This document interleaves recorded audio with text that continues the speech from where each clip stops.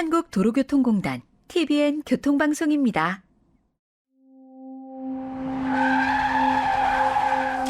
예기치 못한 상황에서 맞닥뜨린 대형 교통사고는 평범한 일상을 하루아침에 무너뜨립니다. 두 손으로 무언가를 잡고 두 다리로 걷는 일조차 불가능해지고 생계를 위한 일터마저 떠나야 하죠.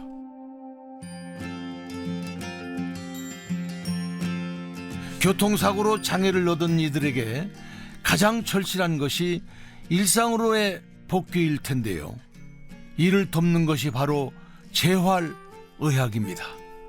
장애를 완전히 피할 수는 없지만 환자와 함께 고민하는 의료진들이 있기에 희망의 불은 꺼지지 않습니다.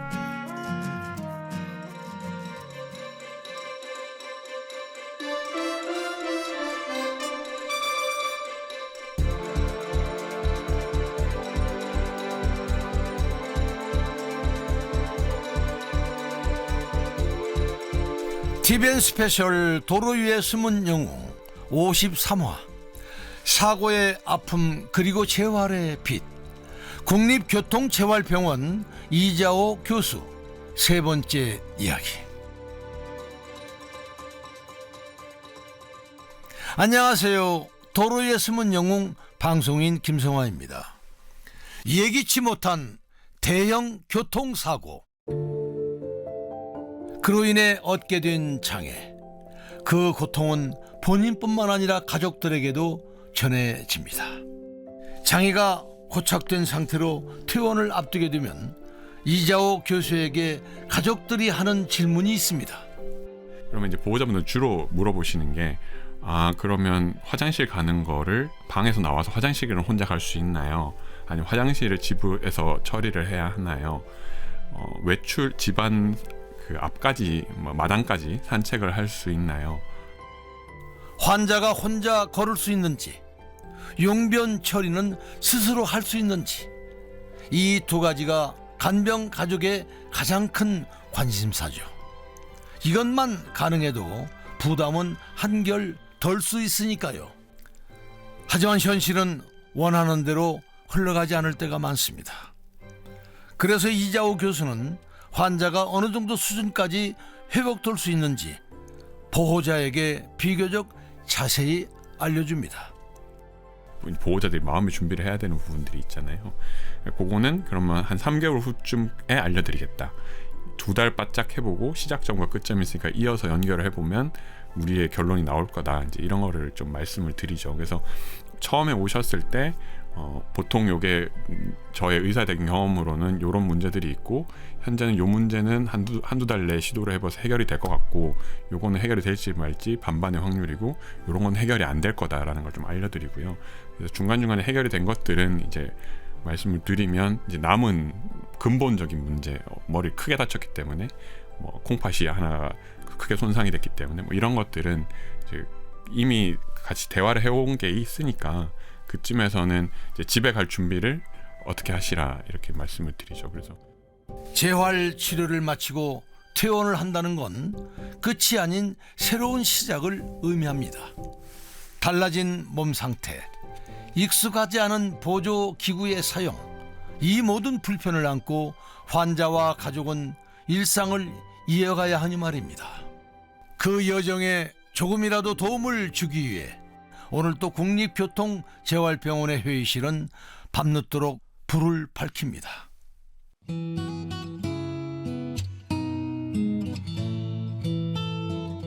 이자호 교수는 지난 2020년부터 교통재활연구소장을 겸하고 있습니다. 환자에게 효과적인 재활치료를 제공하기 위해 관련 재활연구가 꼭 필요했기 때문입니다. 교통재활연구소는 이제 자동차 보험에 대한 환자를 받는 병원이니까 크게는 이제 자동차 환자의 재활을 더 잘하기 위한 이제 임상 연구, 그다음에 가능하다면 자동차 보험이나 자동차 외상 환자 전체에 대한 어떤 없는 근거들을 지금까지 없었다면 만들어서 제출하는 그런 싱크탱크 역할을 하겠다고 상정을 하고 이제 운영을 하고 있는 연구소이고요. 그래서 크게는 뭐 정책 연구, 뭐 보험 수가에 대한 연구, 그다음에 임상 연구 이렇게 나눠서 연구 활동을 하고 있습니다. 2014년 10월에 설립된 교통재활연구소는 국내에서 유일하게 교통사고와 보험, 재활 의료를 연계하는 연구기관입니다. 이자호 교수가 연구소장으로 있는 동안에도 주목할 만한 임상 연구가 이루어졌습니다. 뭐 여기서 말씀드리는 임상 연구라고 하면 그러니까 로봇이 많다고 말씀드렸는데, 그러면 이 로봇과 이 로봇을 같이 태웠을 때 뭐 어떻게 효과가 있을까? 혹은 어떤 종류의 환자는 어떤 로봇을 어느 시기에, 그러니까 잘 못 걸을 때는 좀 크지만 외골격형의 로봇을, 좀 잘 걸을 때는 좀 작고 보행에 도움을 줄 수 있는 로봇을 하는 게 얼마나 효과가 있는가라는 연구라든가, 뭐 예를 들면 뇌자극 치료를 어느 부위에 어떻게 하는 게 좀 더 효과가 있거나 좀 더 간단하고 환자가 거부감이 없게 치료를 할 수 있는지에 대한 뭐 치료 방법론이라든가 이제 이런 것들을 연구하는 게 임상 연구고요. 이자호 교수가 우리나라 외상 의료 영역에서 안타깝게 생각하는 부분이 있습니다. 자동차 사고 환자에 대한 통계가 부족하다는 겁니다. 그 연구소를 운영하면서 한 4년간 동안 이 외상 의료 영역에서 안 돼 있는 게 뭔가 봤더니 거의 다 안 돼 있더라고요. 그래서 예를 들면 국가 손상 통계집이 나오는데, 그 중에 교통사고와 산재, 지금 교통사고 병원에 있고 산해제 병원에서 근무를 했었기 때문에 그 파트를 여겨서 보면 교통사고에 대해서는 도로교통공단의 통계를 인용하고 끝나는 거거든요. 통계 데이터는 모든 연구의 기초 자료가 됩니다.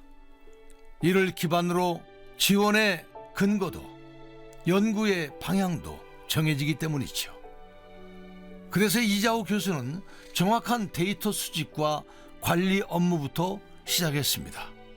국토교통부에서 도움을 주셔서 이제 건강보험 심사평가원에 있는 자동차 사고 심사 자료의 일부를 저희가 분석을 한다든가, 그 중에서 재활을 현재 받고 있는 규모는 이만큼인데 응급의학과에서 보는 국가 중증 외상 심층 조사 자료에서 계산을 해보면 이 정도 중증도의 환자는 재활치료를 다 받는다고 보면 한 20% 정도밖에는 재활치료를 안 받고 있다. 뭐 이런 결과 자료를 낸다든가 이제 이런 것들을 했었고요. 일단은 우리가 외상을 지향하는 병원이고 재활을 지향하는 병원이니까 외상 통계를 국가 차원에서 할 수 있다면 내보자. 특히나 자동차 사고 통계를 낼 수 있다면 더 좋겠다. 그 안에서 재활의 수요가 어느 정도 규모가 되는지가 있어야 이걸 써서 병원을 더 지을지 뭐 이제 기금 출연을 더 할지 이런 것들을 결정하실 수 있지 않을까라고 생각해서 요 몇 년간 그 연구들을 진행을 했었고요. 데이터가 중요한 또 다른 이유, 바로 외상 환자가 향후 다른 질병에 걸릴 가능성을 어느 정도 예측할 수 있기 때문입니다. 건강보험에서 외상성 뇌손상이 발생했던 사람과 같은 연령 성별에 발생하지 않았던 사람을 한 300만 명 이렇게 비교를 했어요. 그래서 한 8년 추적을 했거든요. 그랬더니 그런 외상성 뇌손상이 있는 사람들이 우울증이 다시 발병할 위험비가 한 1.2배 높아져 있더라. 그게 한 2년 전에 발표한 거고요. 올해 이제 발표한 거는, 그러면 외상성 뇌손상이 있는 환자들이 뇌출혈은 또 다시 생기거나 뇌졸중은 더 생기지 않을까? 50세 이하의 젊은 이제 외상성 뇌손상을 입었던 사람도 뇌출혈이나 뇌졸중이 생기면 더 위험이 높으면 그거는 어떤 정책적 방향의 건강관리를 더 해야 된다는 이런 방향으로 갈 수 있잖아요. 그래서 외상으로 뇌 손상을 입었던 환자가 치료를 마친 이후에 우울증이 재발하기도 하고 뇌출혈이나 뇌졸중의 위험도 높아진다는 걸 통계 데이터를 통해 밝혀낸 겁니다. 따라서 외상 환자의 추적 조사와 향후 치료에 대한 대비도 꼭 필요한 상황입니다. 이자호 교수가 이끄는 교통재활연구소의 흥미로운 연구 결과는 내일 계속 이어집니다.